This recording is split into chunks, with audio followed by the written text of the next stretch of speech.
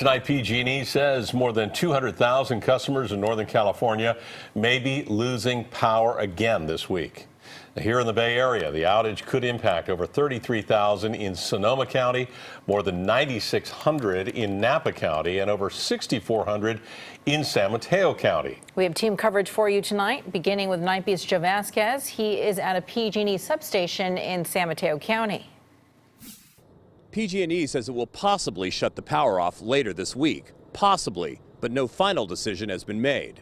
We're hoping that the weather breaks in our favor and we don't have to do this. PG&E says wildfire conditions, strong winds and low humidity are headed back to Northern California, so the power company is laying the groundwork for another preemptive power shutoff. Here in the Bay Area, customers in Sonoma and Napa counties are being notified their power could shut off as soon as Wednesday. San Mateo County has also been alerted it could be lights out here early Thursday morning. The public will be notified of PG&E's decision sometime Wednesday. PG&E says the power shutoffs prevented fires earlier this month. Still, there were problems and widespread criticism. The governor, the head of CPUC, said this last power shutdown was unacceptable.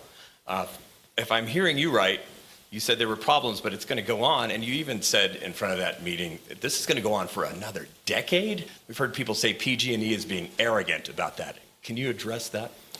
Actually, I think we're being realistic about it. What I was intending to convey is I thought we had a 10-year period in front of us where we would limit these every year, make them narrower in scope, get out of them more quickly, and eventually get to the point where we didn't need them. This sort of hodgepodge way of dealing with things really doesn't solve the problem. San Mateo County Supervisor David Canepa says the last shutdown was a mess. He says county officials did not get timely information from PG&E and the warnings were too broad, so there's not a lot of confidence in PG&E right now. But the problem is we have a pattern of errors. The grid, to the website, to communication. This time around, PG&E has identified specific communities that will be affected by this possible power outage, and those communities will be on the company's website, which the power company insists will be working this time. On the Night Beat, I'm Joe Vasquez. All right, as far as the forecast goes, these wind speeds look almost identical 48 hours out as the last one did 48 hours out. So let me show you where the areas of concern could be here. Every place in yellow on that map under the fire weather watch. The area under most concern, just like last time, it's going to be the North Bay Hills. And you can see from Lakeport all the way down through Napa, those are the mountains that we're going to watch, and I'll show you why in 1 second.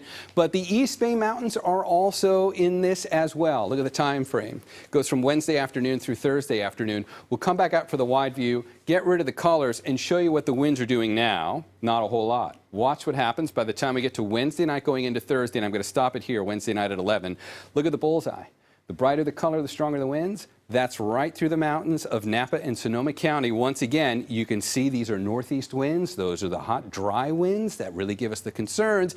And again, it's not going to be an equal playing field in terms of where the strongest of the winds are. 60-mile-an-hour gusts are possible up here at the peaks of the mountains. Meanwhile, where we all live, it's about a 20 to 25-mile-an-hour wind. Enough to notice, but not enough for a wind advisory. The real story, once again, with this is going to be in the mountains. I'll be back with more on the rest of the forecast coming up in a few minutes. Guys, back over to you. All right, Darren, thank you.